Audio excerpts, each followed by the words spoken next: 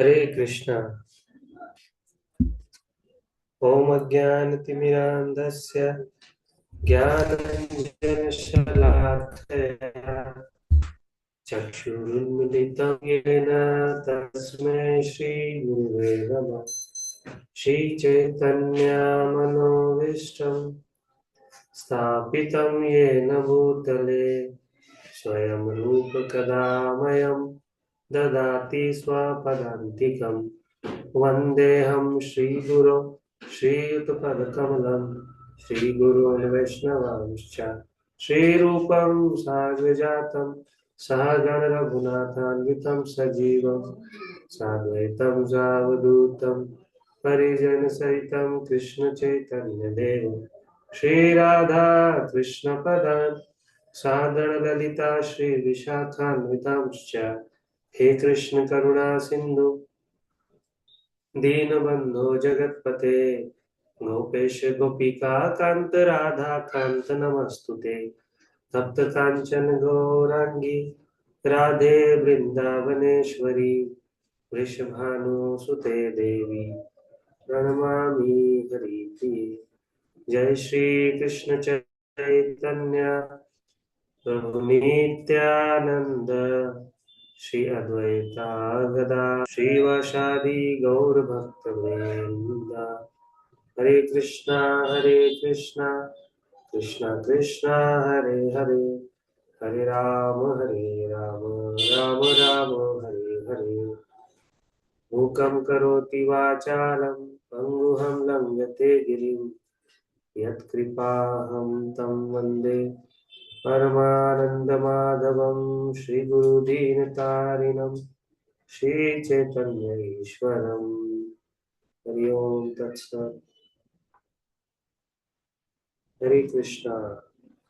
तो सभी भक्तों का स्वागत है भगवद गीता की इस कक्षा में। और हम लोग 12वें अध्याय को कंप्लीट करने के बाद 13वें अध्याय में प्रवेश किया, जिसमें अर्जुन भगवान से 6 प्रश्नों की जिज्ञासा करते हैं। और अभी तक हमने 3 प्रश्नों के उत्तर को जाना, क्षेत्र, क्षेत्रज्ञ और ज्ञान। भगवान बोल रहे हैं कि ये जो शरीर है वो क्षेत्र है और इसको जानने वाला क्षेत्रज्ञ, और ज्ञान जो है वो श्लोक संख्या 8 से 12 तक भगवान ने बताया। उसमें अलग अलग गुण जो थे उनके द्वारा हम भगवान को जान सकते हैं। तो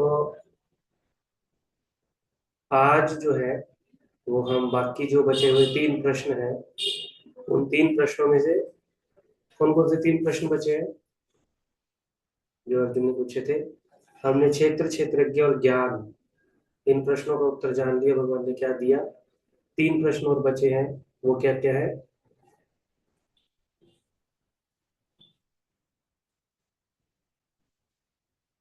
हम्म, हरे कृष्णा भगवती। एक तो गे है।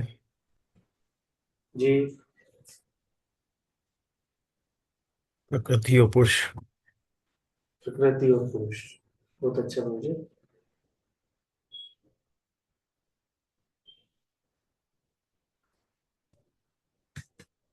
तो आज हम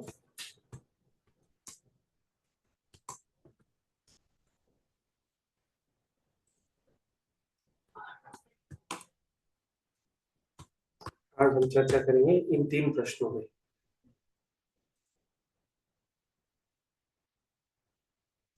सबसे पहले गे के विषय में भगवान बताएंगे। गे है कि जिसके बारे में हमको जानना है, जानने की वस्तु क्या है, उसको बोलते हैं गे। तो श्लोक संख्या 13 से हम लोग आज पढ़ेंगे, है ना। 12 तक तो हो गया था सारा। तो पहले इसको थोड़ा सा स्लाइड में हम लोग कोशिश करते हैं जानने की कि भगवान क्या बोलना चाह रहे हैं गे के बारे में। सेकंड मैं आपको स्क्रीन शेयर करता हूँ।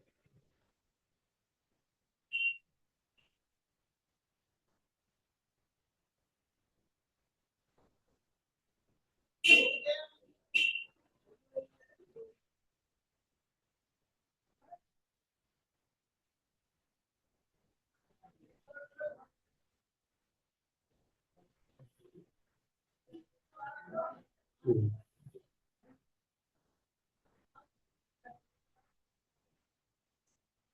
हम लोग देख पा रहे हैं स्क्रीन को।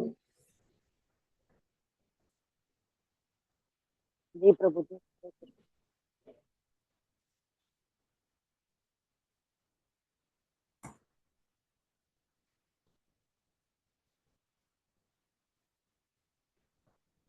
तो ये टॉपिक हमने लास्ट टाइम किया था। भगवान ने ज्ञान के बारे में बताया था, और 8वें श्लोक में 9 ज्ञान के गुण थे, और फिर आगे 11 और गुणों के बारे में बताया था। तो आज का हमारा विषय ये है, गे क्या होते हैं, गे।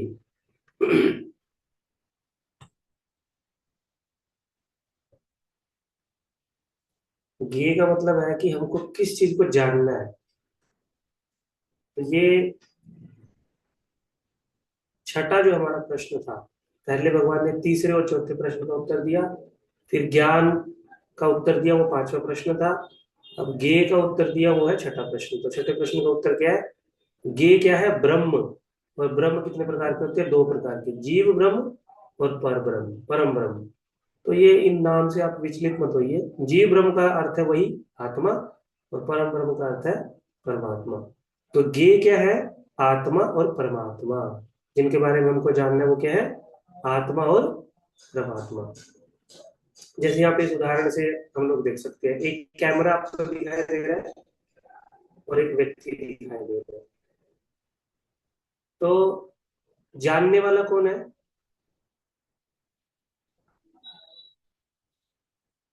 जानने वाला कौन है? व्यक्ति। कैमरे के बारे में जानने वाला कौन है? व्यक्ति। और जानना क्या है? कैमरे के बारे में। तो जिस वस्तु के बारे में जानना है उसको बोलते हैं गे। जैसे मैं एक और सिंपल उदाहरण से आपको बताता हूँ।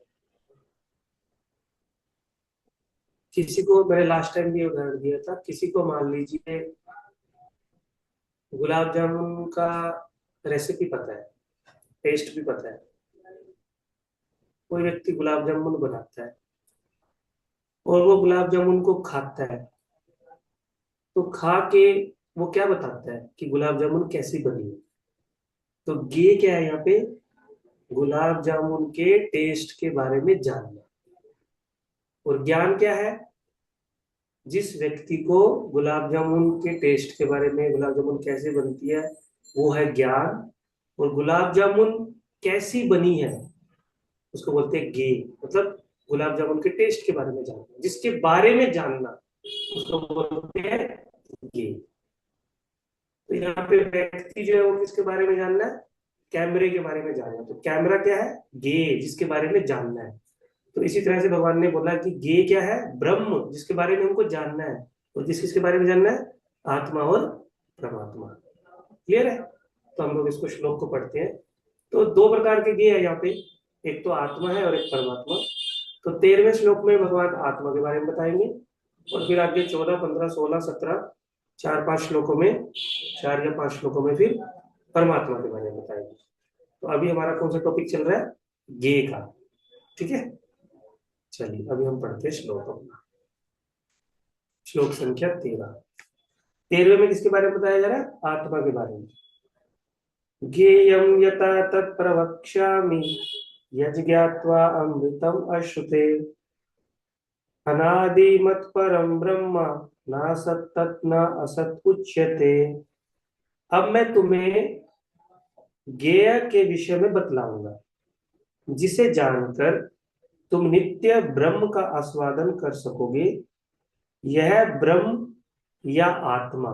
तो पहला ज्ञेय कौन सा है? आत्मा, जो अनादि है। फिर उसके गुणों के बारे में बताया जाए, आत्मा के गुणों के बारे में, जो अनादि है और अधीन है इस भौतिक जगत के कार्य कारण से परे स्थित है।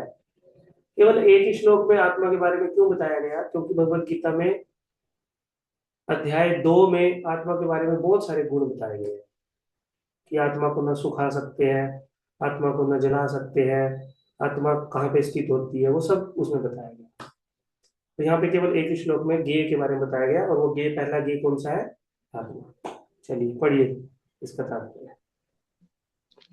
जबरदस्ती दे रहे यार, सोने दे रही थोड़ी देर अभी, देख रहे हो नींद में हूँ।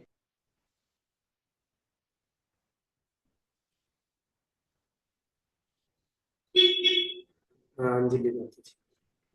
हरे कृष्णा प्रभु जी, दंडवत प्रणाम, सभी भक्तों के चरणों में कोटि कोटि प्रणाम। जगत गुरु श्रील प्रभुपाद जी जय। तात्पर्य, श्रील प्रभुपाद द्वारा भगवान ने क्षेत्र तथा क्षेत्रज्ञ की व्याख्या की। उन्होंने क्षेत्रज्ञ को जानने की विधि की भी व्याख्या की। अब वे ज्ञेय के विषय में बता रहे हैं। पहले आत्मा के विषय में, फिर परमात्मा के विषय में। ज्ञाता अर्थात आत्मा तथा परमात्मा दोनों ही के ज्ञान से मनुष्य जीवन अमृत का आस्वादन कर सकता है। जैसा कि द्वितीय अध्याय में कहा गया है, जीव नित्य है, इसकी भी यहाँ पर पुष्टि हुई है। जीव के उत्पन्न होने की कोई निश्चित तिथि नहीं है, न ही कोई परमेश्वर से जीवात्मा के प्राकट्य का इतिहास बता सकता है। अतएव वह अनादि है। इसकी पुष्टि वैदिक साहित्य से होती है। न जायते म्रियते व विपाश्रितः, कठोपनिषद 1.2.18। शरीर का ज्ञाता ना तो कभी उत्पन्न होता है और ना ही मरता है, वे ज्ञान से पूर्ण होता है। वैदिक साहित्य में श्वेताक्षर उपनिषद 6.16 में परमेश्वर को परमात्मा रूप में प्रधान क्षेत्रज्ञ प्रति गुणेशः, शरीर का मुख्य ज्ञाता तथा प्रकृति के गुणों का स्वामी कहा गया है। स्मृति वचन है, दास भूतो हरे रेव नान्य सेव कदाचन। जीवात्माएं सदा भगवान की सेवा में लगी रहती हैं। इसकी पुष्टि भगवान श्री चैतन्य महाप्रभु के अपने उपदेशों में भी है। अतएव इस श्लोक में ब्रह्म का जो वर्णन है वह आत्मा का है, और जब ब्रह्म शब्द जीवात्मा के लिए व्यवहित होता है तो ये समझना चाहिए कि वह आनंद ब्रह्म न होकर विज्ञान ब्रह्म है।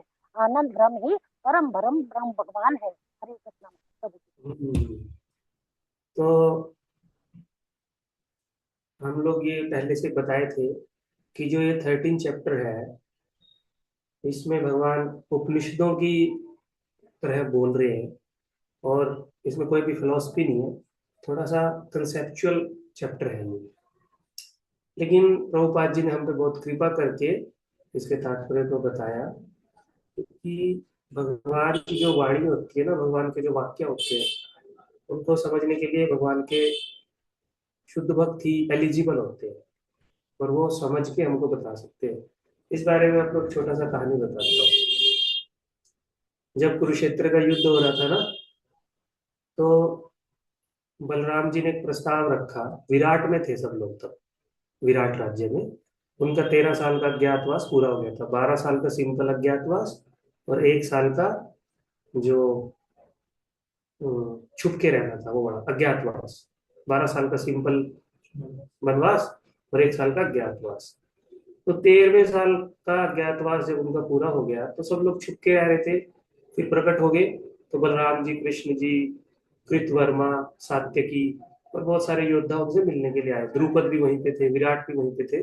तो सब लोग बैठ के मीटिंग करने लगे कि अभी क्या करना है। तो सबने डिसाइड किया कि पांडवों को तो उनका राज्य मिलना चाहिए। शर्त के अनुसार उन्होंने अपना वनवास पूरा कर लिया 13 वर्ष का। तो बलराम जी ने प्रस्ताव रखा कि हम लोगों को संधि के लिए जाना चाहिए। किसी किसी ने उस प्रस्ताव को बोला ठीक है, लेकिन कोई को बोला कि हमको प्रस्ताव नहीं भेजना चाहिए, हमको तो कौरवों के पास सैनिकों को भेजना चाहिए, सेना को भेजना चाहिए, कुछ बाणों को भेजना चाहिए।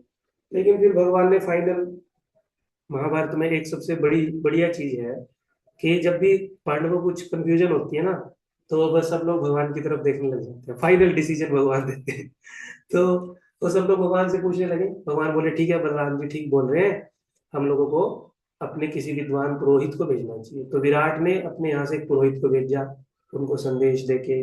फिर वहां से उन्होंने विदुर को भेजा ना, संजय को, पहले संजय को भेजा। फिर संजय उनका जवाब लेके आए, उनको जवाब दिया। ऐसे बहुत दिन ऐसे बातचीत चलती रही। फिर विदुर को भेजा, लेकिन विदुर भी सफल नहीं हुए। तो अंत में ना डिसाइड किया भगवान ने कि मैं खुद जाऊंगा, क्योंकि सब लोग मेरे ऊपर लांछन लगाते हैं कि इस युद्ध को भड़काने में भगवान कृष्ण का बहुत बड़ा हाथ है। भगवान बोले मैं इस लांछन को भी धोना चाहता हूँ और संधि का थोड़ा प्रयास करना चाहता हूँ। तो जब भगवान जा रहे थे ना, बहुत सारे उनके साथ रथ थे, बहुत सारे हाथी थे, बहुत सारी सेना जा रही थी। तो जब भगवान जा रहे थे ना, रास्ते में भगवान को जंगल में बहुत सारे ऋषि मुनि मिले। उसमें नारद मुनि थे, वेद व्यास जी थे, परशुराम थे, और अगस्त्य ऋषि, बहुत सारे ऋषि मुनि थे। तो सब ऋषि मुनियों ने बोला, देखो आप तो साक्षात नारायण है, साक्षात भगवान है, आप सभा में ना जो हम संधि प्रस्ताव रखेंगे, हमारे लिए तो वो अमृत जैसा है। आप जो भी बोलोगे ना, हमारे लिए तो वो कथा है। तो हम आपके संधि प्रस्ताव की कथा को सुनना चाहते हैं। तो भगवान ने बोला, ठीक है, आ जाओ, आप लोग भी सुनना चाहते हो तो। भगवान तो ऋषि मुनियों का सम्मान करते हैं। तो भगवान ने बोला, आप भी आ जाओ। तो जब भगवान वहां पे पहुंचे, तो सब लोग स्वागत करने के लिए आए, लेकिन दुर्योधन स्वागत करने के लिए नहीं आया, क्योंकि वो भगवान से ईर्ष्या करता था। वो नहीं चाहता था कि कृष्ण यहाँ पे आए। तो सब लोग जब वहां पे प्रकट हो गए, और प्रकट होने के बाद सभा में बैठे, तो सभा में जब बैठे थे तो सारे जो ऋषि मुनि थे वो ऊपर की तरफ, महल के ऊपर अपने दिव्य रूप में प्रकट हो गए। तो वो जो ऋषि मुनि थे, एक तो भीष्म पितामह को दिख रहे थे, विदुर को दिख रहे थे, और भगवान कृष्ण को दिख रहे थे। तो भगवान कृष्ण ने भीष्म पितामह को बोला, देखो कितने सारे ऋषि मुनि जो है वो तुम्हारी सभा में आए हैं संधि प्रस्ताव लेके मेरे साथ, इनको बैठने का आसन दो। तो भीष्म पितामह ने बहुत जल्दी बहुत सारे आसन बिछा दिए, सारे ऋषि मुनि वहां पे बैठ गए। तो हमारे आचार्य एक बात बोलते हैं यहाँ पे, कि जो वेद व्यास है वो भी भगवान के अवतार है ना, और परशुराम भी भगवान के अवतार है, मुख्य अवतारों में से, और भगवान कृष्ण भी अवतार है। तो जब एक जगह पे भगवान कृष्ण बैठे हैं, तो तीनों लोगों को वहां पे उपस्थित होने की क्या आवश्यकता है? भगवान कृष्ण ही कर लेंगे ना सब कुछ। परशुराम को और वेद व्यास को वहां पे उपस्थित होने की क्या आवश्यकता है? लेकिन हमारे मध्वाचार्य के एक आचार्य लिखते हैं कि जो भगवान का संधि प्रस्ताव है ना, उसका जो अर्थ है वो इतने ऊंचे लेवल का है कि उसको केवल भगवान का अवतार ही समझ सकते हैं। और कौन? केवल परशुराम और वेद व्यास जी। इसलिए वेद व्यास जी वहां पे बैठे हैं, और वेद व्यास जी ने जब भगवान का संधि प्रस्ताव सुना, तो उन्होंने उसको बहुत सरल करके सारी सभा में मुख्य रूप से दुर्योधन को समझाने का प्रयास किया, लेकिन दुर्योधन को फिर भी समझ नहीं आया। भगवान का तो उसको समझ आ ही नहीं रहा था। लेकिन जब परशुराम जी ने बोला, और परशुराम जी ने फिर वेद व्यास जी को बोलने के लिए बोला, उन्होंने भी बोला, फिर धृतराष्ट्र ने बोला, भीष्म ने भी बोला, और धृतराष्ट्र ने तो अंत में क्या किया, गंधारी को भी बुलाया, गंधारी तुम अपने पुत्र को समझाओ। लेकिन वो इतना असुर था, उसको असुर का वेश चढ़ा हुआ था, वो किसी की बात नहीं सुना। तो मैं ये बात इसलिए बोलने लगा कि ये जो 13 चैप्टर है, ये बहुत मुश्किल है। अगर हम इसका केवल संस्कृत पढ़ेंगे और अनुवाद पढ़ेंगे, हम लोगों को इसका सीक्वेंस भी समझ नहीं आएगा। लेकिन भगवान के शुद्ध भक्त प्रभुपाद जी भगवान के वाणी को जानते हैं, भगवान के अर्थ को जानते हैं, इसलिए उन्होंने जो हमको तात्पर्य दिया, उसको पढ़ने से हम इस चैप्टर को बहुत आसानी से समझ सकते हैं। हरे कृष्ण। तो आगे हम लोग अपना श्लोक संख्या 14 पढ़ते हैं। तो पहले श्लोक में 13 चैप्टर में तो बताया गया आत्मा के बारे में, अभी बताया जाएगा परमात्मा के बारे में। दो तरह के ये है ना, सर्वता पाणी पादम तथा सर्वतो अक्षि शिरो मुखम सर्वता श्रुति मल्लोके सर्वम आवृत्य तिष्ठति। उनके हाथ, पांव, आंखें, सिर तथा मुंह तथा उनके कान सर्वत्र है। इस प्रकार परमात्मा सभी वस्तुओं में व्याप्त होकर अवस्थित है। परमात्मा जो है वो सब जगह उपस्थित है। हम लोग जो है, अभी मैं एक रूम में बैठ के क्लास दे रहा हूँ, लेकिन मैं दूसरे रूम में उपस्थित नहीं हो सकता। लेकिन भगवान इस रूम में भी है, दूसरे रूम में भी है, बाहर भी है, किसी दूसरे के घर में भी है, ब्रह्मांड में भी है, ऊपर भी है, नीचे भी है, सब जगह है। इसलिए परमात्मा को क्या बोला जाता है? सर्वत्र, सभी जगह है। ठीक है, उनका कान भी सब जगह है, कहीं से भी भगवान सुन सकते हैं। उनका हाथ भी सब जगह है, कहीं से भी भगवान दे सकते हैं, कहीं से भी भगवान छीन सकते हैं। ये परमात्मा के बारे में बताया। पढ़िए माता जी, सार्वभौम माता जी। हरे कृष्णा। प्रभु दंडवत प्रणाम। हम्म, तात्पर्य श्रील प्रभुपाद जी द्वारा जिस प्रकार सूर्य अपनी अनंत रश्मियों को विकर्ण करके स्थित है, उसी प्रकार परमात्मा या भगवान भी है। वे अपने सर्वव्यापी रूप में स्थित रहते हैं और उनमें आदि शिक्षक ब्रह्मा से लेकर छोटी सी चींटी तक के सारे जीव स्थित हैं। उनके अनंत सिर, हाथ, पांव तथा नेत्र हैं और अनंत जीव हैं। ये सभी परमात्मा में ही स्थित हैं। अतएव परमात्मा सर्वव्यापक है, लेकिन आत्मा यह नहीं कह सकता कि उसके हाथ, पांव तथा नेत्र चारों दिशाओं में है। यह संभव नहीं है। यदि वह अज्ञान के कारण यह सोचता है कि उसे इसका ज्ञान नहीं है कि उसके हाथ तथा पैर चतुर्दिक प्रसारित है। समुचित ज्ञान होने पर ऐसी स्थिति में आ जाएगा तो उसका ऐसा सोचना उल्टा है। इसका अर्थ यही होता है कि प्राकृतिक द्वारा बद्ध होने के कारण आत्मा परम नहीं है। परमात्मा आत्मा से भिन्न है। परमात्मा अपना हाथ असीम दूरी तक फैला सकता है, किंतु आत्मा ऐसा नहीं कर सकता। भगवत गीता में भगवान कहते हैं कि यदि कोई उन्हें पत्र, पुष्प या जल अर्पित करता है तो वे उसे स्वीकार करते हैं। यदि भगवान दूर होते हैं तो फिर इन वस्तुओं को वे कैसे स्वीकार कर पाएंगे? यही भगवान की सर्वशक्तिमत्ता है। वे पृथ्वी से दूर, बहुत दूर अपने धाम में स्थित हैं, तो भी वे किसी के द्वारा अर्पित कोई भी वस्तु अपना हाथ फैलाकर ग्रहण कर सकते हैं। यही उनकी शक्तिमत्ता है। ब्रह्म संहिता में 5.37 में कहा गया है, गोलोके एव निव सत्यखिलात्म भूत। यद्यपि वे अपने दिव्य लोक में लीलारत रहते हैं, फिर भी वे सर्वव्यापी हैं। आत्मा ऐसा घोषित नहीं कर सकता कि वह सर्वव्याप्त है। अतएव इस श्लोक में आत्मा जीव नहीं अपितु परमात्मा या भगवान का वर्णन हुआ है। हरे कृष्ण। तो यहाँ पे आत्मा और परमात्मा में डिफरेंस बताया कि आत्मा जो है उसकी जो शक्ति है वो लिमिटेड है, लेकिन परमात्मा जो है उसकी शक्ति असीम है। परमात्मा अपना हाथ कितना भी दूरी तक ले जा सकते हैं। परमात्मा कहीं से भी कुछ भी आवाज सुन सकते हैं, कहीं से भी कुछ भी बोल सकते हैं। ठीक है, तो यहाँ पे डिफरेंस बताया गया। फिर और गुण बताए जा रहे हैं परमात्मा के। सर्वेंद्रिय गुणा भाषाम सर्वेंद्रिय विवर्जितम आसक्तम सर्व भृत्येव निर्गुणम गुण भोक्तृच है। परमात्मा समस्त इंद्रियों के मूल स्रोत है, फिर भी वे इंद्रियों से रहित है। वे समस्त जीवों के पालन करता होकर भी अनासक्त है। वे प्रकृति के गुणों से परे हैं, फिर भी वे भौतिक प्रकृति के समस्त गुणों के स्वामी हैं।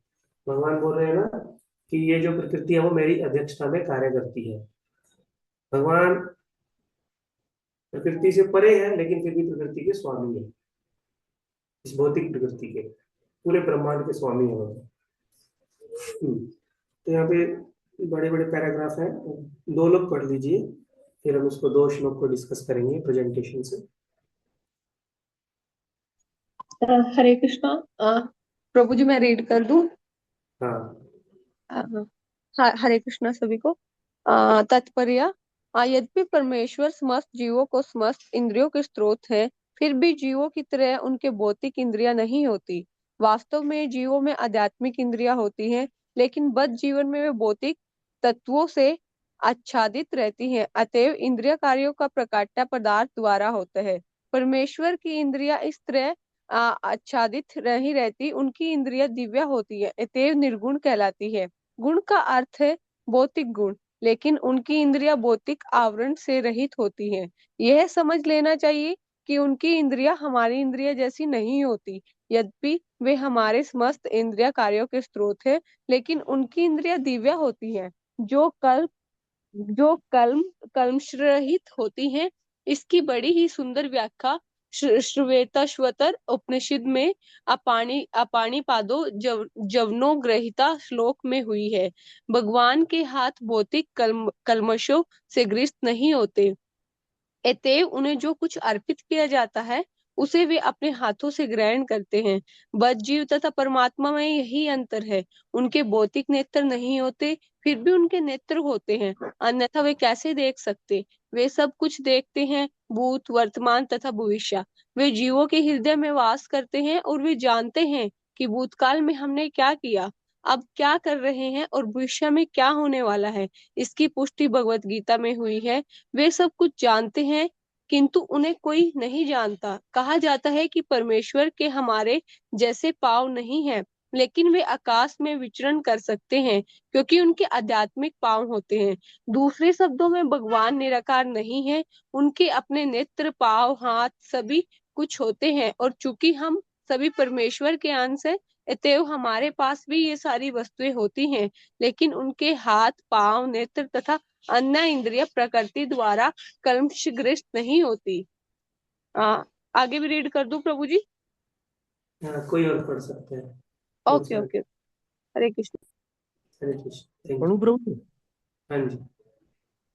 भगवत गीता से भी पुष्टि होती है कि जब भगवान प्रकट होते हैं तो वे अपनी अंतरंगा शक्ति से यथारूप में प्रकट होते हैं। वे भौतिक शक्ति द्वारा कलमशग्रस्त नहीं होते, क्योंकि वे भौतिक शक्ति के भी स्वामी हैं। वैदिक साहित्य से हमें पता चलता है कि उनका सारा शरीर आध्यात्मिक है। उनका अपना नित्य स्वरूप होता है जो सच्चिदानंद विग्रह है। वे समस्त ऐश्वर्य से पूर्ण हैं। वे सारी संपत्ति के स्वामी हैं और सारी शक्ति के स्वामी हैं। वे सर्वाधिक बुद्धिमान तथा ज्ञान से पूर्ण हैं। ये भगवान के कुछ लक्षण हैं।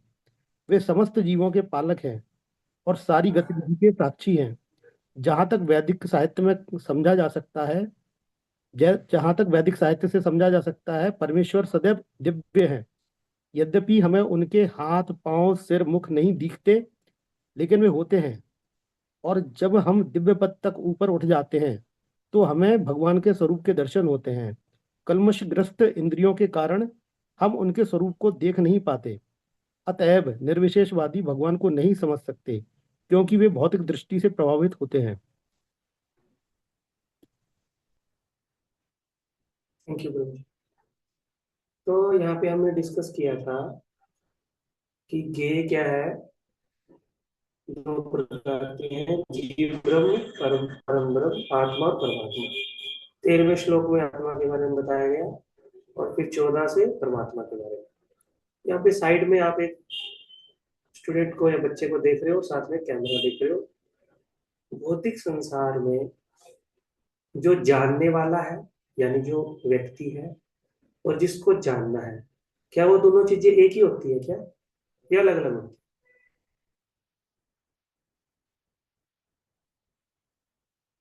इस भौतिक संसार में जानने वाला और जिसे जानना है एक ही है क्या? कैमरा और पुरुष दोनों एक ही है क्या? अलग अलग है प्रभु जी। अलग जानने अलग वाला है जो उसकी सारी मैकेनिज्म को जानता है, जो जानने योग्य चीज है, तो उसको दोनों बनाया, अलग उसका अलग है। निर्माता है वो। हाँ, दोनों अलग अलग है। लेकिन यहाँ पे जो आत्मा है उसको हमें जानना है, और जानना किसके द्वारा है? आत्मा के द्वारा ही जानना है। आध्यात्मिक जगत में क्या होता है, जो जानने वाला होता है वो भी आत्मा है, यानी जीवात्मा, और जिसको जानना है पहले वो भी होता है आत्मा। तो आध्यात्मिक जगत में जानने वाला भी और जिसको जानना है वो दोनों एक ही होते हैं, लेकिन भौतिक जगत में दोनों चीजें अलग अलग होती है।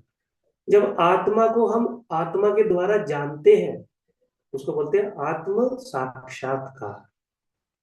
एक शब्द आप बहुत बार सुनेंगे गीता में, आत्म साक्षात्कार, परमात्मा का साक्षात्कार। जब आत्मा को जान लेती है उसको बोलते हैं आत्म साक्षात्कार। जब आत्मा परमात्मा को जान लेती है उसको बोलते हैं परमात्मा का साक्षात्कार। ठीक है, आगे बढ़ते हैं। तो फिर परमात्मा के कुछ गुण हमने पढ़े तात्पर्य से, कि परमात्मा जो है वो सर्वत्र है और सर्वज्ञ है। सर्वज्ञ मतलब सब कुछ जानने वाले। सब कुछ जानने वाले कैसे हैं? क्योंकि वो सब जगह है। जब कोई व्यक्ति सब जगह है तो सारी बात को जान लेगा। एक व्यक्ति इस रूम में है तो इस रूम की बात को भी जान लेगा, उस रूम में है उसको भी जान लेगा। लेकिन अगर कोई व्यक्ति केवल एक घर में है, दूसरे घर में नहीं है, तो दूसरे घर में हमको क्या हो रहा है पता नहीं लगेगा, एक घर में जो हो रहा है हमको पता लगेगा। लेकिन परमात्मा क्या है, सर्वत्र है। सर्वत्र होने के कारण वो सर्वज्ञ भी है, और बाहर भी है, भीतर भी है, दूर भी है, बहुत पास भी है हमारे, है ना। हम सर्वज्ञ क्यों नहीं है, हम सब कुछ क्यों नहीं जानते?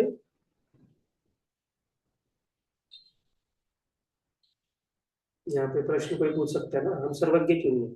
इसी स्लाइड में इसका उत्तर है, हम सब कुछ क्यों प्रभु नहीं जी जान हमारी पाते। इंद्रियां सीमित हैं प्रभु जी।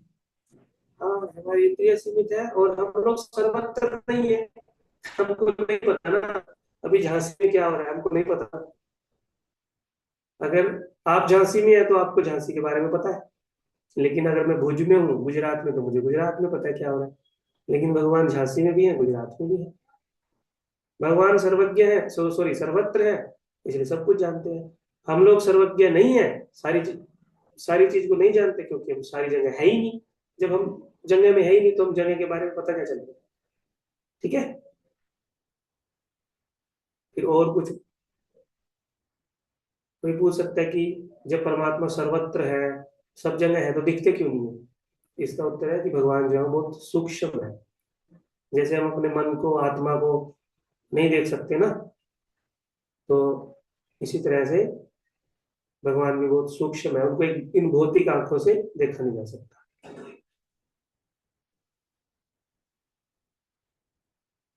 अच्छा, जब अगर परमात्मा सब जगह है तो क्या परमात्मा डिवाइड हो गए, बट गए? नहीं, परमात्मा एक ही है। और उसको इस उदाहरण से समझा सकते हैं, बहुत सारे उदाहरण है। एक घड़े में ना, बहुत सारे घड़ों में पानी भरा हुआ है, उन घड़ों को हमने धूप में रख दिया, सूर्य के ऊपर, तो हम लोग देखते हैं कि हर घड़े में सूर्य जो है वो पानी के अंदर दिखाई देता है। लेकिन ऐसा करने से क्या सूर्य सभी घड़ों में अपने आप को डिवाइड कर लेता है क्या, टुकड़े टुकड़े कर लेता है क्या? सूर्य तो एक ही होता है, लेकिन सारे घड़ों में दिखाई देता है। तो जब इस भौतिक संसार के सूर्य को हम अनेक घड़ों में देख सकते हैं पानी में, तो परमात्मा जो है वो भी अपनी शक्ति के द्वारा सारे जीवों में, सारे ब्रह्मांड में उपस्थित होते हैं। लेकिन उपस्थित होने के साथ साथ फिर भी वो आपस में अपने आप को डिवाइड भी करते हैं, पूर्ण होते हैं फिर भी परमात्मा। जैसे सूर्य जो है वो पूर्ण होता है, कितने सारे मटकों में दिखाई देता है, लेकिन फिर भी पूर्ण होता है। तो अभी हम ये सब पढ़ेंगे, श्लोक संख्या 16 से, फिर आगे कुछ आएगा तो उसको चर्चा करेंगे।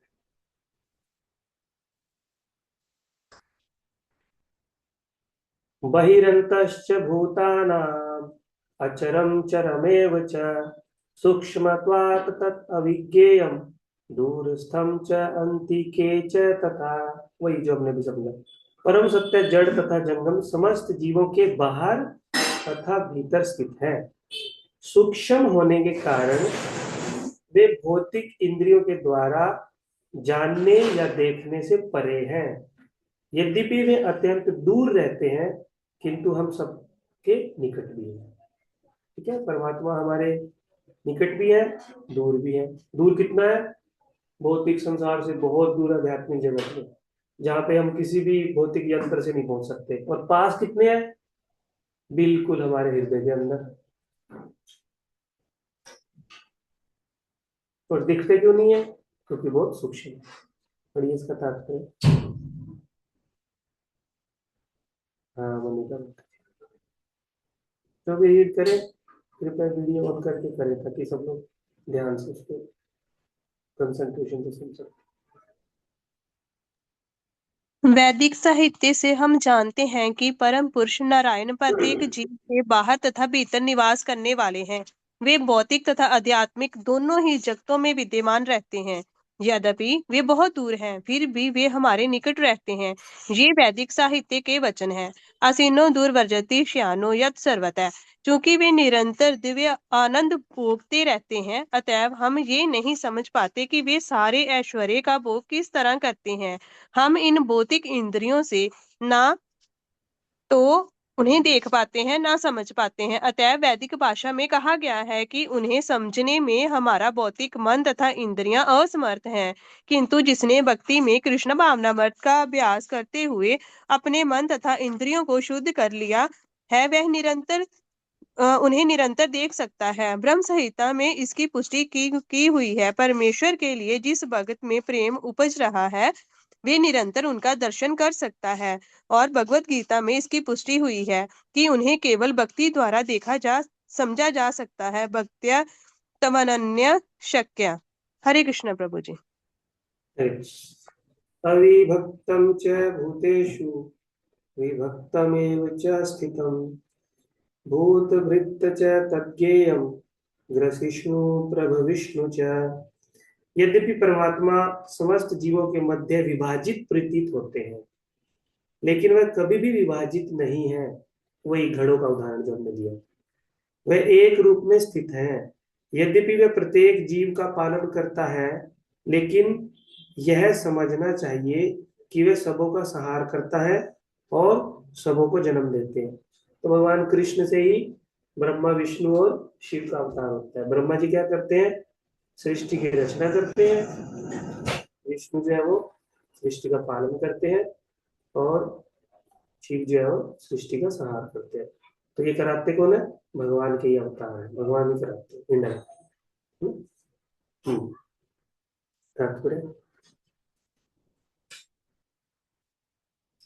प्रभुपाद जी यहाँ पे सूर्य का एक और उदाहरण दे रहे हैं, उसे आपको और अच्छे से क्लियर हो। प्रभु जी, तात्पर्य भगवान सबों के हृदय में परमात्मा रूप में स्थित हैं। तो क्या इसका अर्थ यह हुआ कि वे बटे हुए हैं? नहीं, वास्तव में वे एक हैं। यहाँ पर सूर्य का उदाहरण दिया जाता है। सूर्य मध्याह्न समय अपने स्थान पर रहता है, लेकिन यदि कोई चारों ओर 5000 मील की दूरी पर घूमे और पूछे कि सूर्य कहाँ है, तो सभी लोग यही कहेंगे कि वह उनके सिर के ऊपर चमक रहा है। वैदिक साहित्य में यह उदाहरण यह दिखाने के लिए दिया जाता है कि यद्यपि भगवान अविभाजित हैं, लेकिन इस प्रकार स्थित हैं मानो विभाजित हो। यही नहीं, वैदिक साहित्य में यह भी कहा गया है कि वे अपनी सर्व शक्तिमत्ता के द्वारा एक विष्णु सर्वत्र विद्यमान हैं। जिस तरह अनेक पुरुषों को एक ही सूर्य की प्रतीति अनेक स्थानों में होती है, यद्यपि परमेश्वर प्रत्येक जीव के पालन करता है, किंतु प्रलय के समय सबों का भक्षण कर जाते हैं। इसकी पुष्टि 11वें अध्याय में हो चुकी है, जहां भगवान कहते हैं कि वे कुरुक्षेत्र में एकत्र सारे योद्धाओं का भक्षण करने के लिए आए हैं। उन्होंने यह भी कहा कि वे काल के रूप में सबका भक्षण करते हैं। वे सबके प्रलयकारी और संहार करता हैं। जब सृष्टि की जाती है तो वे सबों को मूल स्थिति से विकसित करते हैं और प्रलय के समय उन सबको निगल जाते हैं। वैदिक स्तोत्र पुष्टि करते हैं कि वे समस्त जीवों के मूल तथा सबके आश्रय स्थल हैं। सृष्टि के बाद सारी वस्तुएं उनकी सर्वशक्तिमत्ता पर टिकी रहती हैं और प्रलय के बाद सारी वस्तुएं पुनः उन्हीं में विश्राम पाने के लिए लौट आती हैं। वे सब वैदिक स्तोत्रों की पुष्टि करने वाले हैं। यतो वा इमानि भूतानि जायन्ते येन जातानि जीवन्ति यत प्रयन्त्य भी सर्व शन्ति तद ब्रह्म तद जिज्ञास्व। 33 उपनिषद 3.1। तो और भी परमात्मा के गुण बताए जा रहे हैं। ज्योतिषामपि तज्ज्योति तमसा परम उच्यते ज्ञानम ज्ञेयं ज्ञानगम्यं हृदि सर्वस्य विष्ठितम्। वे समस्त प्रकाशमान वस्तुओं के प्रकाश स्रोत है, यानी चंद्रमा और सूर्य को जो प्रकाश मिल रहा है वो भी भगवान से मिल रहा है। वे भौतिक अंधकार से परे है और अगोचर है, विज्ञान है, ज्ञेय है और ज्ञान के लक्ष्य है। वे सबके हृदय में स्थित हैं। भगवान आगे भी एक श्लोक बोलेंगे भगवत गीता में, सर्वस्य चाहम हृदय सन्निविष्टो, कि मैं सबके हृदय में हूँ। और यहाँ पे भगवान बोल रहे हैं हृदय सर्वस्य विष्ठितम, मैं सबके हृदय में स्थित हूँ। तो यहाँ पे ना 3 शब्द यूज हुए हैं, जिसको आप कंफ्यूज मत होना देख के।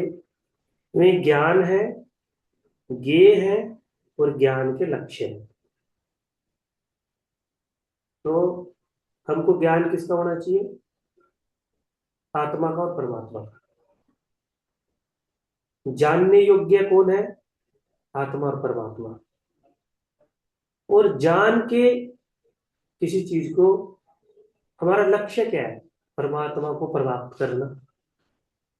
तो इसलिए ज्ञान भी परमात्मा है, ज्ञेय भी परमात्मा है, और ज्ञान के लक्ष्य भी परमात्मा है। जैसे बोलेंगे हम, नॉलेज भी परमात्मा है, ऑब्जेक्ट ऑफ नॉलेज भी परमात्मा है, एम ऑफ नॉलेज भी परमात्मा है।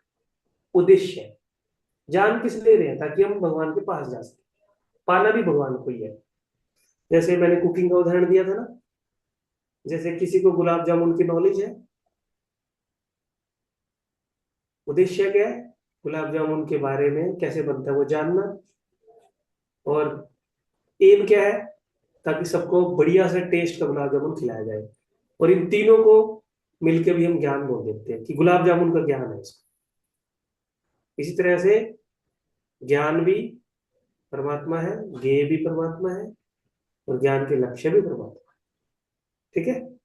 क्योंकि यहाँ पे परमात्मा की बात चल रही है, इसलिए मैं परमात्मा बोला। कई जगह आत्मा भी इसके साथ जुड़ के बोला है। बढ़िया।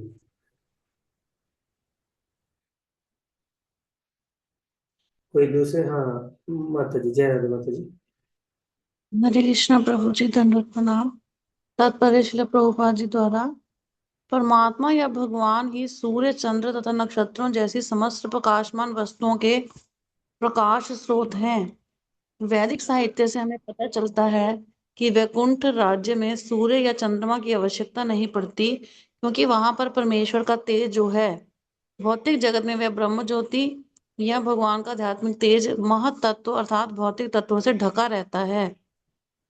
अतएव इस जगत में हमें सूर्य, चंद्र, बिजली आदि के प्रकाश की आवश्यकता पड़ती है, लेकिन आध्यात्मिक जगत में ऐसी वस्तुओं की आवश्यकता नहीं होती। वैदिक साहित्य में स्पष्ट कहा गया है कि भगवान के प्रकाश में तेज से प्रत्येक वस्तु प्रकाशित रहती है। अतः यह स्पष्ट है कि वे इस भौतिक जगत में स्थित नहीं हैं। वे तो आध्यात्मिक जगत वैकुंठ लोक में स्थित हैं, जो चिन्मय आकाश में बहुत ही दूरी पर है। इसकी भी पुष्टि वैदिक साहित्य से होती है। आदित्य वर्णम तमसा परस्तात, श्वेताश्वतर उपनिषद 3.8। वे सूर्य की भांति अत्यंत तेजो में हैं, लेकिन इस भौतिक जगत के अंधकार से बहुत दूर हैं। उनका ज्ञान दिव्य है। वैदिक साहित्य पुष्टि करता है कि ब्रह्म घनीभूत दिव्य ज्ञान है। जो वैकुंठ लोक जाने का इच्छुक है, उसे परमेश्वर द्वारा ज्ञान प्रदान किया जाता है, जो प्रत्येक हृदय में स्थित है। एक वैदिक मंत्र है, श्वेताश्वतर उपनिषद 6.18, तम ह देवम आत्म बुद्धि प्रकाशम मुमुक्षुर वै शरणम अहम प्रपद्ये। मुक्ति के इच्छुक मनुष्यों को चाहिए कि वे भगवान की शरण में जाए। जहां तक चरम ज्ञान के लक्ष्य का संबंध है, वैदिक साहित्य से भी पुष्टि होती है। तमेव विदितवाति मृत्यु मेति। उन्हें जान लेने के बाद ही जन्म तथा मृत्यु की परिधि को लांघा जा सकता है। श्वेताश्वतर उपनिषद 3.8। वे प्रत्येक हृदय में परम नियंता के रूप में स्थित हैं। परमेश्वर के हाथ पैर सर्वत्र फैले हैं, लेकिन जीवात्मा के विषय में ऐसा नहीं कहा जा सकता। अतएव यह मानना ही पड़ेगा कि कार्य क्षेत्र को जानने वाले दो ज्ञाता हैं, एक जीवात्मा तथा दूसरा परमात्मा। पहले के हाथ पैर केवल किसी एक स्थान तक सीमित एक देशीय हैं, जबकि कृष्ण के हाथ पैर सर्वत्र फैले हैं। इसकी पुष्टि श्वेताश्वतर उपनिषद में 3.17 इस प्रकार हुई है, सर्वस्य प्रभु मीशानम सर्वस्य शरणम बृहत्। वह परमेश्वर या परमात्मा समस्त जीवों का स्वामी या प्रभु है, अतएव वह उन सब का चरम आश्रय है। अतएव इस बात से मना नहीं किया जा सकता कि परमात्मा तथा जीवात्मा सदैव भिन्न होते हैं। हरे कृष्ण। ये लास्ट में जो प्रभुपाद जी बोले, बहुत महत्वपूर्ण बात है कि परमात्मा और जीवात्मा हमेशा भिन्न होते हैं, लेकिन इस संसार में क्या प्रचार होता है? हमेशा आत्मा परमात्मा एक ही है, आत्मा परमात्मा एक ही है, आत्मा परमात्मा एक, आत्मा आत्मा सो परमात्मा, सो हम, यही मंत्र चलता रहता है पूरे संसार में। लेकिन प्रभुपाद जी बोलते हैं अपने लेक्चर में कि जब तक हम चीजों को सही से समझेंगे नहीं ना, तो हमें उसका उचित लाभ नहीं मिलेगा, है ना। एक कहानी सुनाता हूँ इस बारे में। कभी कभी इस कहानी को बोला जाता है कि ये अकबर और बीरबल की कहानी है, और कभी बोला जाता है कि एक राजा और एक मंत्री की कहानी है। तो आप देख लेना कि कौन से जगह इसको फिट करना है।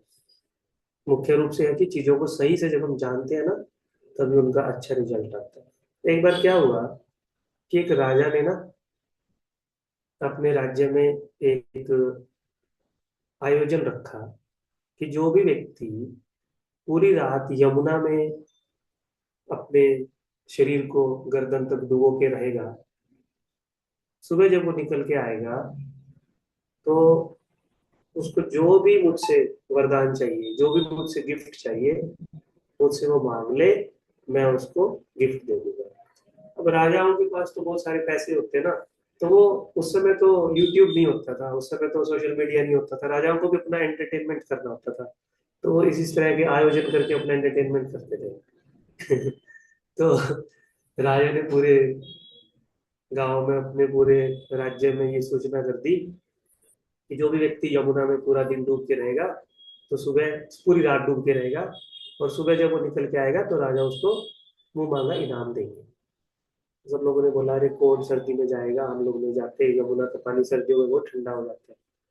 लेकिन एक ब्राह्मण था जो कि गरीब था, लेकिन उसको कुछ धन की आवश्यकता थी कुछ भगवान का कार्य करने के लिए। तो उसने सोचा ये बहुत अच्छा अवसर है, मुझे वैसे भी तपस्या करनी है, थोड़ा मैं पानी में खड़ा हो जाता हूँ, उससे कुछ धन मिलेगा तो भगवान की सेवा कर दूँ। तो वो राजा के प्रपोजल को मान गया और यमुना के किनारे पे आ गया। तो राजा ने बोला ठीक है, इतने तुम यहाँ तक डूबे रहो, और हाँ, मेरे सैनिक जो है वो तुम्हारे आसपास यमुना के किनारे खड़े रहेंगे, ताकि ऐसा ना हो कि रात को तुम चीटिंग कर लो, चीटिंग करके रात को बाहर निकल आओ, और फिर जब सुबह भोर का समय हो फिर से अंदर घुस जाओ और बोलो कि देखो मैं तो सारी रात अंदर ही था। ब्राह्मण बोले नहीं नहीं राजा, मैं ऐसा नहीं करूंगा। अगर मैं ऐसा नहीं कर पाया, पूरी रात यमुना में नहीं रह पाया, तो मैं अपनी बात को बोल दूंगा और आपसे कुछ भी नहीं मांगूंगा, लेकिन फिर भी आप अपने मंत्रियों को खड़ा कर दो। तो राजा ने ऐसे ही किया, अपने सारे मंत्रियों को खड़ा कर दिया उसको ऑब्जर्व करने के लिए, ब्राह्मण को। ब्राह्मण ने तो पूरी रात तपस्या की, और सुबह सारे जो सैनिक वहां पे खड़े थे, मंत्रियों खड़े थे, उन्होंने भी बोला हाँ राजा जी, इन्होंने तो अपना काम अच्छे से किया है, इनको अभी जो गिफ्ट इनका बनता है वो देना पड़ेगा। लेकिन राजा के साथ ना एक कपटी चापलूस उसका एक मंत्री रहता है। वो बोला राजा, आपको क्या गिफ्ट आवश्यकता देने की है, ये ब्राह्मण तो गरीब है और हम लोग इसको पागल बना देंगे, ऐसे आपको कुछ देने की आवश्यकता नहीं पड़ेगी। राजा बोला अच्छा। कई बार ऐसा होता है ना, बड़े बड़े लोगों के साथ कुछ चापलूस लोग रहते हैं, वो उनकी चापलूसी करते रहते हैं, लेकिन वो ये नहीं देख रहे कि हम जो इस व्यक्ति को गाइड कर रहे हैं या सलाह दे रहे हैं, उस सलाह देने से उसका यश जो है वो खराब हो रहा है। वो बस अपनी चापलूसी करके अपने स्वार्थ को सिद्ध करते रहते हैं। तो वो मंत्री भी ऐसा ही था। तो राजा ने बोला कुछ कुछ सुझाव दो कि कैसे फिर ब्राह्मण को टालना है। बोला बहुत आसान है राजा, क्या करना है। बोला देखो यहाँ पे यमुना नदी थी ना, यमुना नदी के किनारे पे एक मंदिर है, और उस मंदिर में शाम को किसी ने जोत जलाई थी, है ना, लो जलती है ना अग्नि की। तो उस लो से हम बोल देंगे कि ये जो नदी में ब्राह्मण है ना, ये उस अग्नि की लो से सारी रात ऊर्जा लेता रहा, गर्मी लेता रहा, इस वजह से इसको ठंड नहीं लगी, और पूरा रात ये यमुना में खड़ा रहा। राजा बोला कोई इस बात पे यकीन करेगा। बोले आपकी बात को कौन ठुकरा सकता है, आप तो बड़े लोग हैं, अब तो राजा है, ऐसा बोल देंगे हम लोग। तो वो बोलने लगा ठीक है, आड़ दो ब्राह्मण को। फिर ब्राह्मण आया, गीला है ब्राह्मण, पूरा ठंड लग रही है ब्राह्मण को, और ब्राह्मण बोला कि मुझे ना अब अपना इनाम मुझे दे दो जो मेरा बनता है, क्योंकि मैंने रात को पूरी रात खड़ा हुआ हूँ। बोले तुमने तो चीटिंग की है। राजा बोले कैसे कैसे चीटिंग की है मैंने। बोला मंदिर के वहां पे एक दीप जल रहा था, और तुमने सारी रात वहां से गर्मी ली है, दीप से उष्मा लिया अग्नि से, और तुम्हारा शरीर गर्म रहा, इस वजह से तुमको ठंड नहीं लगी। तो पंडित बोला राजा जी ऐसा कैसे।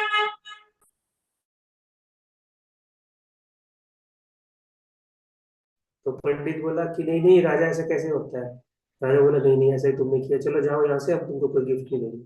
तो ब्राह्मण बहुत उदास हुआ। लेकिन राजा के साथ साथ कोई अच्छे मंत्री भी रहते हैं जो राजा का भला चाहते हैं। कोई बोलता है कि वो बीरबल था, कोई बोलता है कि वो अच्छा उसका कोई मंत्री था। तो बीरबल जो है वो फिर उस ब्राह्मण से मिला, और वो ब्राह्मण जब गांव में वापस जा रहा था बहुत दुखी था। लेकिन बीरबल ने बोला मैं तुम्हारा इनाम तुमको दिलाऊंगा, मुझे 15 दिन का समय दो, बस तुम शांत रहना, गांव में किसी को कुछ मत बोलना, बस मुझको 15 दिन का समय दो। तो ब्राह्मण बोला ठीक है, आप बोलते हैं तो दे देता हूँ। तो 8-10 दिन जब बीत गए, तो एक दिन बीरबल जो है वो अकबर के दरबार में नहीं आया। तो अकबर ने बोला बीरबल कहाँ है, उसको बुलाओ, मुझे कुछ राज्य का उससे काम कराना है। तो बोले आज तो आया नहीं। बोले उनके घर पे देख के आओ।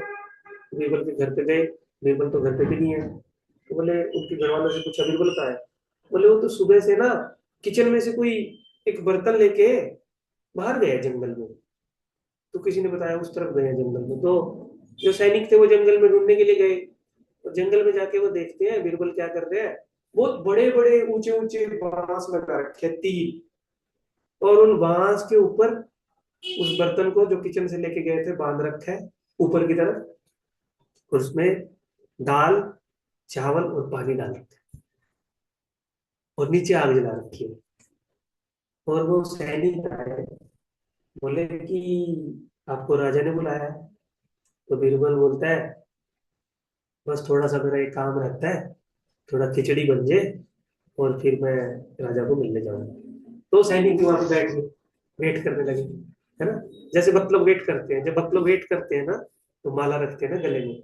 जब उनको आधा घंटा वेट करना होता है तो फिर वो 4 राउंड का वो मारते हैं, मीटर मारते हैं कि आधे घंटे में 4 राउंड हो जाएगी। 15 मिनट जब वेट करना होता है तो दो सोचते हैं कि 2 माला हो जाएगी।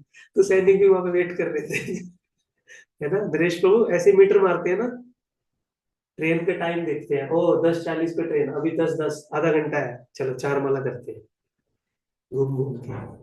तो वो सैनिक भी वेट कर रहे थे, और बीरबल ने बोला कि तुम बैठ के थोड़ा विश्राम करो, दोपहर होगी शाम होगी।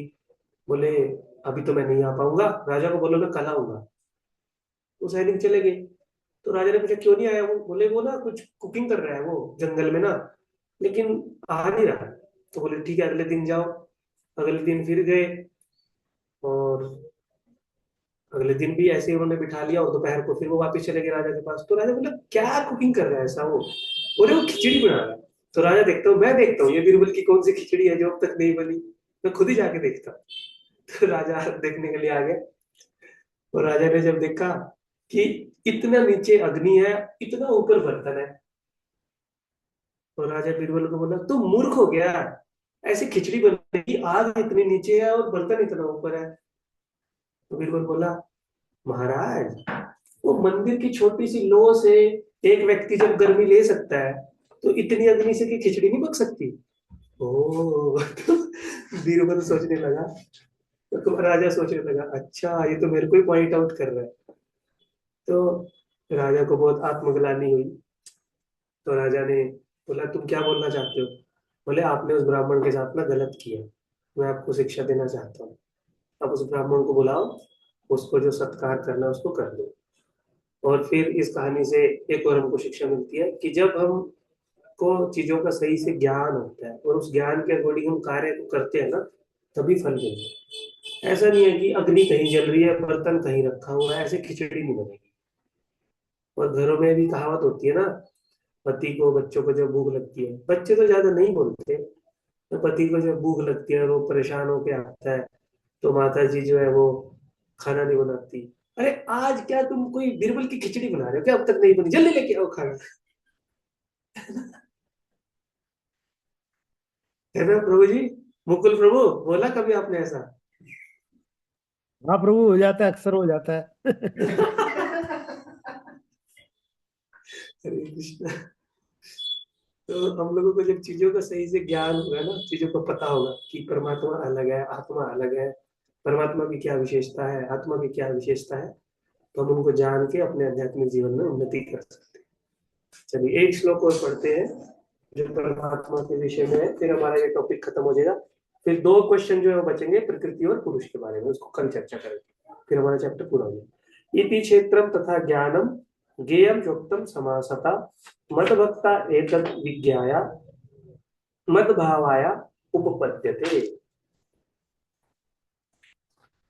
इस शरीर में मैंने क्षेत्र, इस प्रकार मैंने कर्म क्षेत्र, शरीर, ज्ञान तथा ज्ञेय का संक्षेप में वर्णन किया। इसे केवल मेरे भक्ति पूरी तरह समझ सकते हैं और इस तरह मेरे स्वभाव को प्राप्त होते हैं। पढ़िए इसको, दो लोग पढ़िए, दो था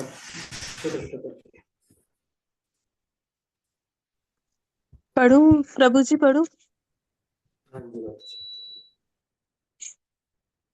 भगवान ने शरीर, ज्ञान तथा श्रेय का संक्षेप में वर्णन किया है।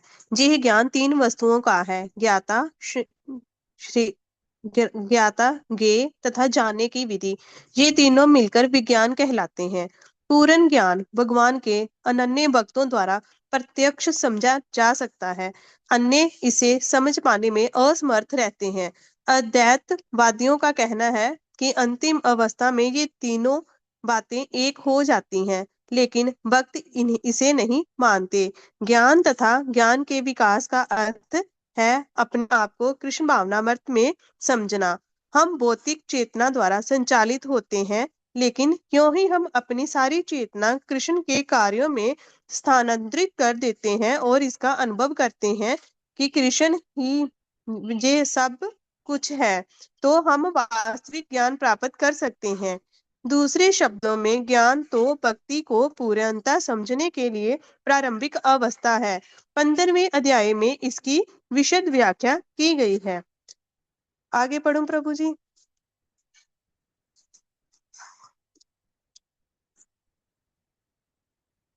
प्रभु जी आगे भी पढ़ूं? हाँ, हरे कृष्ण माता जी, कोई और पढ़ सकते हैं जिन्होंने नहीं रीड किया। थैंक यू माता जी। और कोई पढ़ना चाहिए? हाँ नरेश को पढ़िए। हरे कृष्णा। नरेश अब को हम सारांश में कह कनिका, सकते हैं। तुमने पहले रीड किया था? हाँ जी प्रभु जी। अभी नरेश को पढ़ना है। ओके। पढ़ लो। अब हम सारांश रूप में कह सकते हैं कि श्लोक 6 तथा 7 के महाभूतानी से लेकर चेतना धृति तक भौतिक तत्वों तथा जीवन के लक्षणों की कुछ अभिव्यक्तियों का विश्लेषण हुआ है। ये सब मिलकर शरीर अथवा कार्य क्षेत्र का निर्माण करते हैं तथा श्लोक 8 से लेकर 12 तक अमानित्व से लेकर तत्व ज्ञानार्थ दर्शनम तक कार्य क्षेत्र के दोनों प्रकार के ज्ञाताओं अर्थात आत्मा तथा परमात्मा के ज्ञान की विधि का वर्णन हुआ है। श्लोक 13 से 18 में अनादि मत परम से लेकर हृदय सर्वस्य विशिष्टितम तक जीवात्मा तक तथा परमात्मा का वर्णन हुआ है।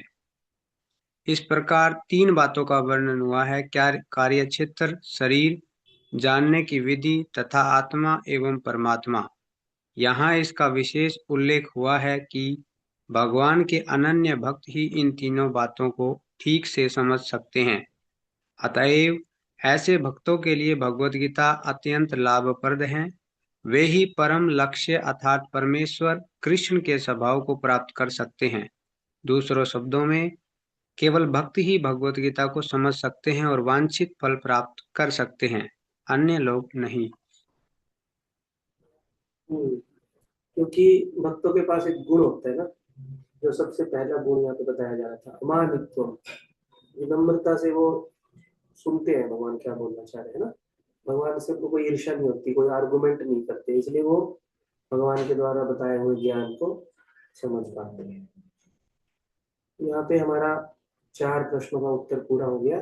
अभी 2 प्रश्न और बचे हैं, वो कल चर्चा करेंगे। आज के श्लोक से किसी में कुछ प्रश्न है तो पूछ सकते हैं।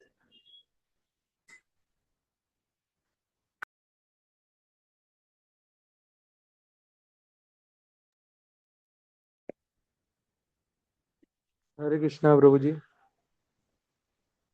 बोलिए। ये जो श्लोक है कि भगवान के हाथ पैर सब जगह है, इसको क्या मायावादी यूज करते हैं?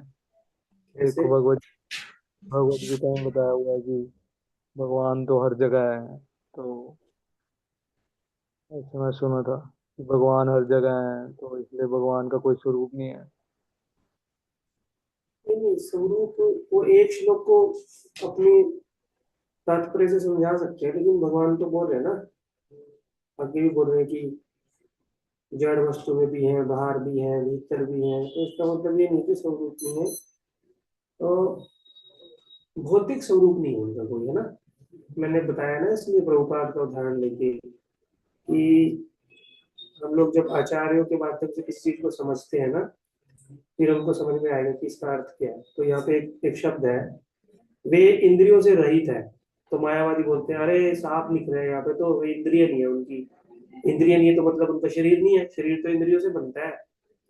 लेकिन प्रभुपाद जी बोल रहे हैं कि इंद्रिय विहीन होने का मतलब ये नहीं है कि उनकी इंद्रिय नहीं। इंद्रिय विहीन का यहाँ पे मतलब है कि उनकी भौतिक इंद्रिय नहीं। जैसे हमारी इंद्रियों में दोष है ना, हम लोग एक लिमिट तक देख सकते हैं। 3 प्रकार का दोष है ना हमें, आठ विज्ञ वाक्य नहीं दोष, यही सब भ्रम प्रभाव विपलप्सा कर्णपाठ, 4 प्रकार का दोष है। इंद्रिय हमारी सीमित है, एक ये दोष है। लेकिन भगवान की इंद्रियां भौतिक इंद्रियों की तरह नहीं है जिनमें कोई दोष हो, ऐसी नहीं है भगवान की इंद्रिया। भगवान दीवार के उस तरफ भी देख सकते हैं, भगवान हजारों मील दूर तक भी देख सकते हैं। तो यहाँ पे बताया गया उनकी इंद्रिय नहीं है, तो इसका मतलब है उनकी भौतिक इंद्रिय नहीं है। तो वो लोग तो करते ही हैं, वो तो हर श्लोक को भी किस तरह से मोड़ तोड़ कर सकते हैं। लेकिन हम लोगों को प्रभुपाद के तात्पर्य से जानना है कि इसका असली अर्थ क्या है। ठीक है प्रभु जी, इसलिए टीका पढ़ते हैं ना प्रभुपाद जी।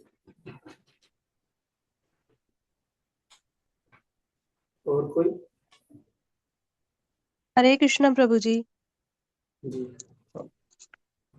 प्रभु जी, अभी आपने 18वें अध्याय के तात्पर्य में जब आपने समझाया तो उसमें आपने बोला कि सारा जग तो सोहम सोहम का जाप करता है, उसका क्या मतलब है? सो हम मतलब जैसे वो है वैसे ही हम हैं। इसका अर्थ है कि परमात्मा और आत्मा एक ही है, उसका ये अर्थ है। और बहुत सारे लोग उसका करते हैं ना जाप, हमारे रिलेटिव में भी, शायद मेरी बुआ जी भी, वो मेरे को बोल रहे थे, एक दिन मेरे के साथ बात कर रहे थे, तो उनको इसका अर्थ भी नहीं पता था, मैंने ही उनको अर्थ बताया इसका। तो मैंने कहा इससे क्या होगा कि बोलने से आत्मा परमात्मा एक ही है, आत्मा परमात्मा एक ही है, तो इससे बोलने से क्या हो जाएगा। वो ऐसे ही बस अपने मन घड़त तरीके से कोई कोई ऐसे अलग अलग प्रकार के संस्था बना रहे थे। कोई गलत नहीं है, ठीक है, उनकी जो स्वभाव है उनके अनुसार जो जहाँ पे अटैच हुए, कोई बात नहीं। लेकिन अगर हम भगवत गीता यथारूप पढ़ रहे हैं, भगवान की वाणी को समझ रहे हैं, तो हमको चीजें क्लियर होनी चाहिए। तो उसका मतलब होता है कि सो अहम, अहम मतलब मैं, सो मतलब वो, जैसा वो है वैसा वैसे ही मैं हूँ। जैसा आत्मा है वैसे ही परमात्मा है, जैसा परमात्मा है वैसे ही आत्मा है, दोनों एक ही है। गुणों में भी स्वभाव में भी, लेकिन गुणों में कैसे एक है? परमात्मा तो सर्वत्र है, हम लोग सर्वत्र कहाँ है? परमात्मा तो सर्वज्ञ है, हम लोग सर्वज्ञ कहाँ है? परमात्मा तो भीतर भी है बाहर भी है। अगर हम लोग भीतर के रूम में है तो बाहर के गेट पे तो नहीं है। एक ही जगह हो सकते हैं हम लोग तो, या तो भीतर वाले रूम में हो सकते हैं या बाहर के गेट पे खड़े हो सकते हैं ना? हाँ, परमात्मा हमारे अंदर भी है और बाहर भी है, हम लोग तो ऐसे नहीं कर सकते। तो गुण सेम कहाँ हुआ? भगवान साफ ही तो बोल रहे हैं, लेकिन वो बोलते सेम है सेम है सेम है। इसी को बोलते हैं मायावादी सिद्धांत। जी बोलते हैं कि प्रभु जी, भगवान भी कुछ बोलते हैं कि कुछ बोल कुछ बोलते हैं कि ऐसे सोहंग सोहंग जपने से हमें परमात्मा की प्राप्ति हो जाएगी। इसका बहुत सारे लोग ऐसे ही बोलते अच्छी हैं। बात है, हमने वहां से नाम दीक्षा ली है और सोहंग सोहंग अच्छी बात है, हो जाएगी, हो जाए तो अच्छी बात है। हम लोग तो मना नहीं कर रहे। ठीक है, हम लोग उसमें सुना आर्गुमेंट, है मैंने, पर हमने भी। हाँ हम लोगों को आर्गुमेंट में नहीं जाना। हम लोगों को जो कंसेप्ट है वो क्लियर होना चाहिए। वो लोगों को अगर वो बोलते प्राप्ति हो जाएगी, ठीक है आप प्राप्ति कीजिए, कोई बात नहीं। कोई बोलते हैं आपको ब्रह्म ज्योति की प्राप्ति हो जाएगी, इतना इजी नहीं है ना। भगवान तो बोल चुके हैं ना 12वें अध्याय में कि ये जो निर्विशेषवादियों का जो रास्ता है ये बहुत कठिन है, और मायावादी तो भक्ति ही नहीं है, भगवान बोलते हैं। जो बोलते हैं कि भगवान माया के अधीन है, भगवान भी प्रकृति की तरह है, भगवान भी जो है वो ब्रह्म ज्योति से प्रकट हुए हैं, भगवान के ऊपर भी नियम अप्लाई होते हैं, सर्दी गर्मी के, सूर्य के, जन्म के, मृत्यु के। वो लोग तो भक्ति नहीं है, वो तो भगवान के अगेंस्ट में काम करते हैं। परमात्मा तो उनको क्या मिलेगा, उनको कोई स्वभाव में भी अंतर नहीं आता। आप देखो ना, मैंने वो 12वें अध्याय की क्लास में बताया था ना कि एक व्यक्ति पूरा जीवन जो है वो अपनी मन मर्जी से कुछ भी करता रहता है, पूरा जीवन कहीं आता रहता जाता रहता, लेकिन उसके हृदय में थोड़ा सा भी, तनिक सा भी आध्यात्मिक उन्नति नहीं होती, तनिक सा भी उसके हृदय में चेंज नहीं आता, एज इट इज रहता है वो पूरा जीवन। टाइम बीतने के साथ साथ उसका स्वभाव बिगड़ बेशक जाए, लेकिन ठीक नहीं होता। लेकिन भक्त लोग देखो, कोई 6 महीने अगर प्रमाणिक गुरु के आश्रय में रह के भजन करता है ना, तो वो नहीं, कोई दूसरा व्यक्ति उसको अपने आप आके बोलेगा तुम्हें बहुत चेंज आ गया, तुम्हें बहुत चेंज आ गया। चेंज आ जाता है, असली चीज को फॉलो करने से असली फल मिल जाता है। लेकिन वो लोग जो है वो नकली चीज को फॉलो करते रहते हैं, इसलिए उनको फल भी नहीं मिलता। करते रहो इधर उधर के मंत्र जितना मर्जी करते रहो, पूरा जीवन करते रहो, बीत जाएगा ऐसे ही जीवन, जैसे तुम थे वैसे ही रह जाओगे, कोई परिवर्तन नहीं आएगा। वो लोग अभागे, हम लोग क्या कर सकते हैं। हम किसी के अगेंस्ट में नहीं है, किसी की निंदा करने की उससे नहीं बोल रहा मैं, किसी को कोई हमारे को कोई किसी से कोई गलत हो रही है, लेकिन जो सही चीज है वो सही चीज को बोलना है। हरे कृष्ण। ठीक है, अगर किसी का हरे कृष्ण हरे कृष्ण, अगर कोई किसी का प्रश्न नहीं है तो हम लोग समाप्त करते हैं। कल हम स्टडी करेंगे कि जीव जो है वो प्रकृति के आगे कैसे फंस जाता है, जीव के साथ प्रकृति का क्या संबंध है, और प्रकृति क्या है, जीव क्या है, दोनों में क्या अंतर है, और जो उसको जानता है वो कैसा दिखता है प्रैक्टिकल, जो इन 6 प्रश्नों के उत्तर जानता है उसका बिहेवियर कैसा होता है। अर्जुन ये भी एक प्रश्न करेंगे, 7वां प्रश्न, प्रैक्टिकल वो कैसा दिखता है। ये तो ज्ञान है, किसी कोई भी सुन लेगा, लेकिन उसका बिहेवियर कैसा होता है जो इन चीजों को जानता है, वो बहुत अच्छा है टॉपिक। कल हम लोग खत्म करने की कोशिश करेंगे, थोड़ा सा लंबा हो जाएगा क्लास, 15-20 मिनट, कोई बात नहीं, कोशिश करेंगे। हरे कृष्णा। श्रील प्रभुपाद की जय। भगवद गीता यथारूप की जय। नेताजी गौर प्रेमानंद। हरि बोल। हरे कृष्णा।